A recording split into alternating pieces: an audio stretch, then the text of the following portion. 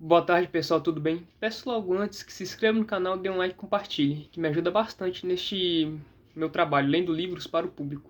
Porque sempre tem aquela pessoa que tem preguiça de ler um livro. Eu sei muito bem como é que é isso, porque eu também já tive.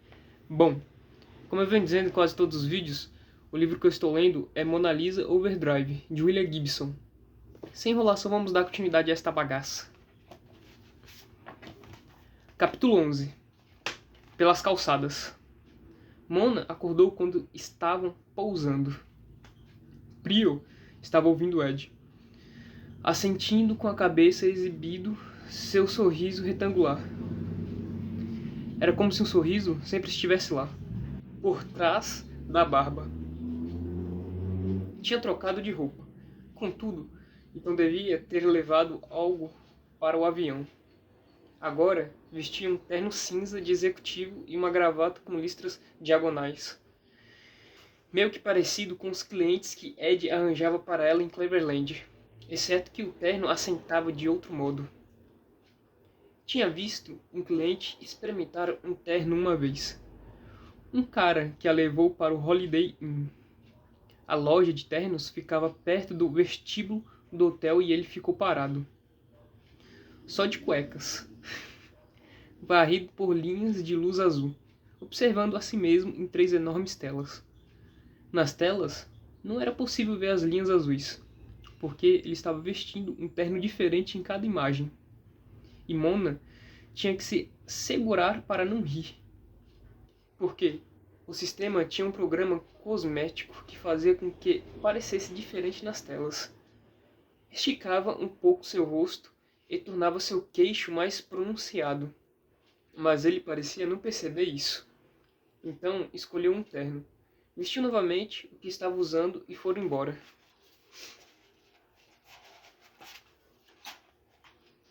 Ed estava explicando alguma coisa para Prior, algum ponto crucial na arquitetura de um de seus golpes.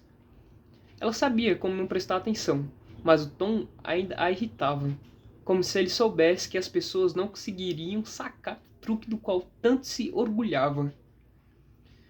Então, falava lenta e tranquilamente, como se estivesse conversando com um garotinho, e mantinha sua voz baixa, para parecer paciente. Isso não parecia incomodar Prior, mas Mona percebia que Prior não dava muita bola para o que Ed dizia. Ela bocejou, espreguiçou-se e o avião quicou 2 vezes no concreto da pista. Rugiu e começou a diminuir a velocidade. Ed nem tinha parado de falar. Tem um carro esperando, disse Prior, interrompendo-o. Para onde estamos indo? Perguntou Mona, ignorando a cara feia de Ed. Prior mostrou o sorriso. Para nosso hotel. Desatou o cinto de segurança.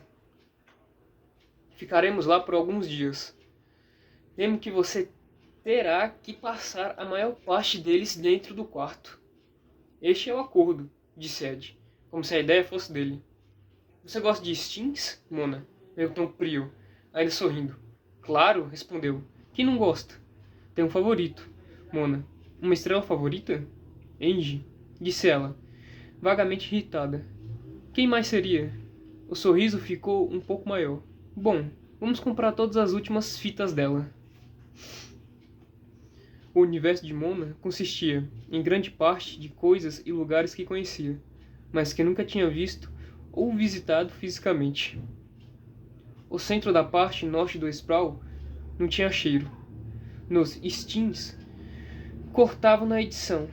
Pensou, do mesmo jeito como Angie nunca teve uma dor de cabeça ou uma menstruação dolorosa.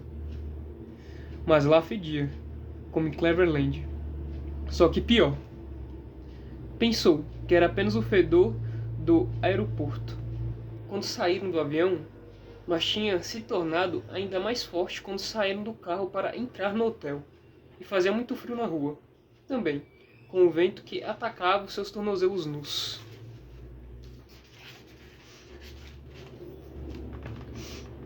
O hotel era maior do que aquele Holiday Inn, porém era mais antigo. Também, pensou ela, o vestíbulo estava mais cheio que os lobbies dos Stings, mas havia muito carpetes azuis bem limpos. Prior fez com que esperasse perto de um anúncio de um spa orbital enquanto ele e Ed percorriam um longo balcão preto e conversavam com uma mulher com um crachá de bronze. Ela se sentiu estúpida, esperando lá. Naquela capa de chuva branca de plástico que Prio obrigou a vestir, como se pensasse que a roupa dele não fosse adequada. Cerca de um terço da multidão ocupando o vestíbulo eram japas, que tomou por turistas. Todos pareciam ter algum tipo de equipamento de gravação, vídeo, holográficos, alguns com unidades instintas em seus cintos. Mas, fora isso, não pareciam ter muito dinheiro. Ela achava que todos os japas nadavam em dinheiro. Talvez sejam espertos e não queiram mostrar. Decidiu-se. Viu Prio passar um chip de crédito sobre o balcão para a mulher com um crachá, que pegou o chip e passou por uma fenda de metal. Prio colocou a sacola dela na cama. Um bloco largo de espuma sintética bege. E tocou um painel que fez as cortinas se abrirem. Não é o Hitz, disse, mas tentaremos deixá-la confortável. Mona soltou um grunhido vago. O Hitz era uma lanchonete que vendia hambúrguer em Cleveland. Eu não conseguia entender o que isso tinha a ver com o resto. Olha, disse Prio, sua favorita.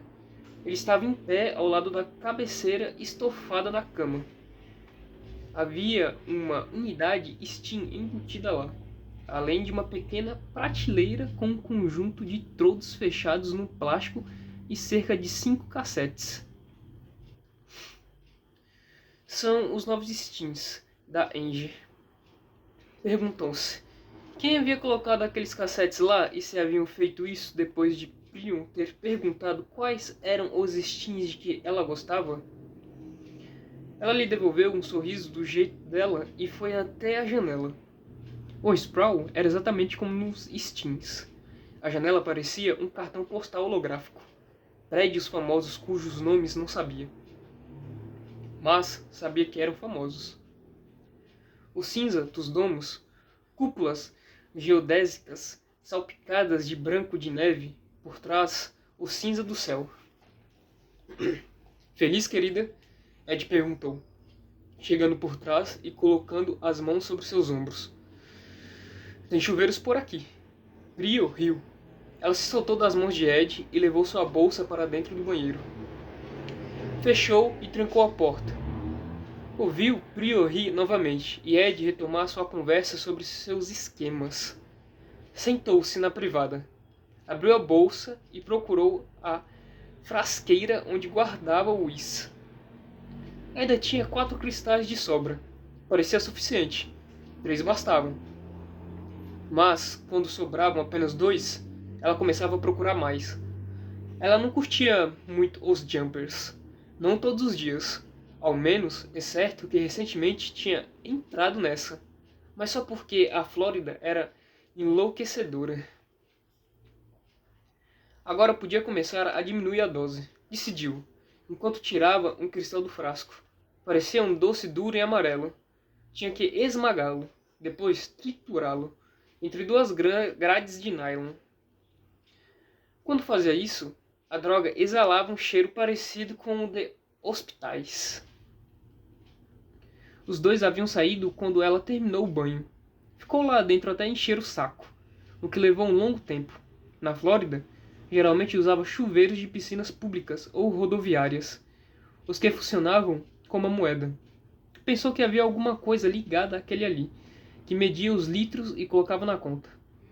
Era assim que funcionava no Holiday Inn. Havia um grande filtro branco acima do chuveiro de plástico e um adesivo na parede de azulejos, com um olho e uma lágrima. Significava que era ok tomar uma chuveirada. Mas não era para deixar entrar água nos olhos, como se fosse água de piscina. Havia um conjunto de tubos cromados no azulejo. E, quando se apertava o botão sobre cada um deles, saía shampoo, gel para banho, sabonete líquido, óleo de banho. Ao fazer isso, um pequeno ponto vermelho acendia ao lado do botão, significando que seria cobrado em sua conta. Na conta de Prio. Estava feliz por eles terem saído, porque gostava de ficar sozinha, e alta e limpa. Raramente ficava sozinha, exceto na rua. E aí era diferente. Seus pés úmidos deixaram marcas sobre o carpete bege, quando caminhou em direção à janela. Estava enrolada numa grande toalha que combinava com a cama e com o carpete, e tinha uma palavra gravada num canto, provavelmente o nome do hotel. Havia um prédio de estilo antigo, a uma quadra de distância, e os cantos de seu topo escalonado tinham sido esculpidos para formar um tipo de montanha, com rochas e grama, além de uma cascata que caía e batia nas rochas e depois caía novamente. Ela sorriu. Por que alguém se daria ao trabalho de fazer aquilo? Nuvens de vapor saíam da água, onde ela batia. Não poderia apenas cair na rua. Contudo, pensou, por que custaria muito caro?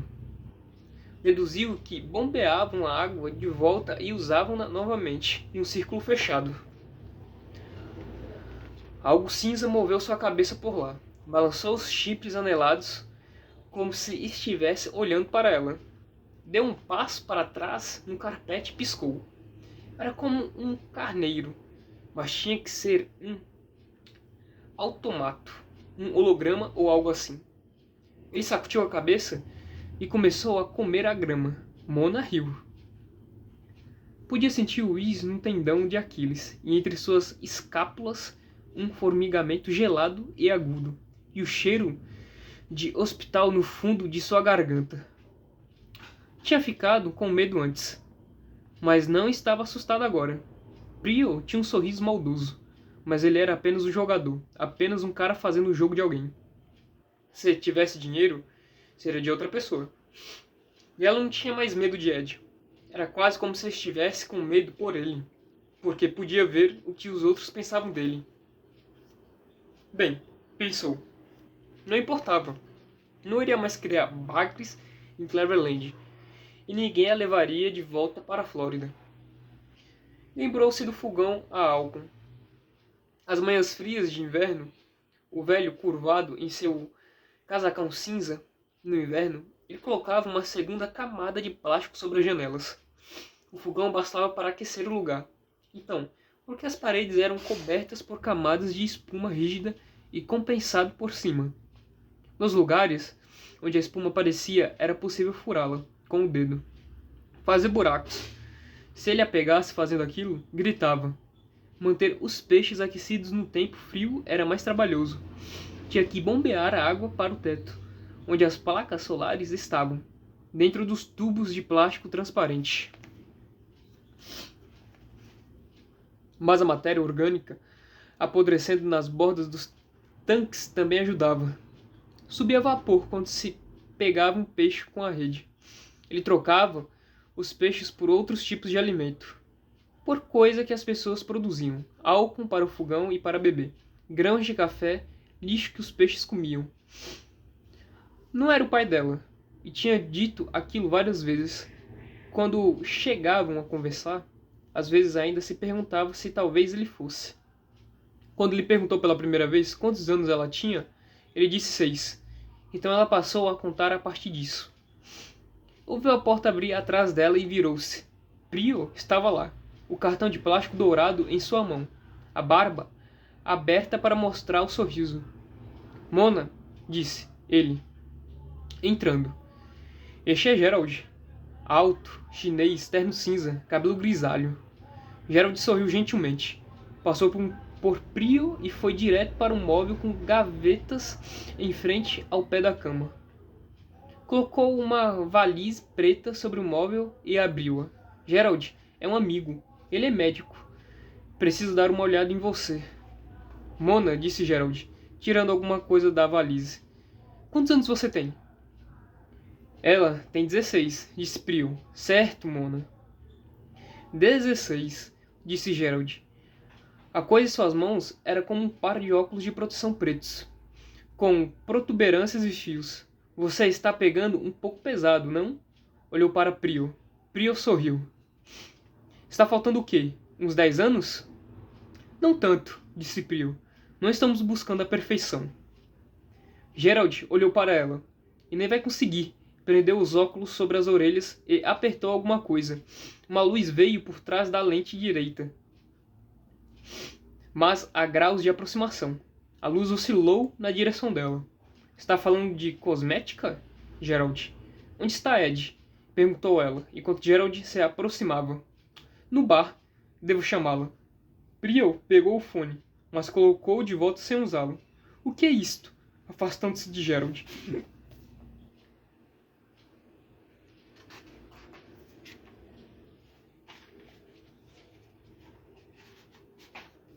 Bom, pessoal, vou me despedindo por aqui. Que vocês tenham uma ótima semana. Fiquem com Deus e bye bye.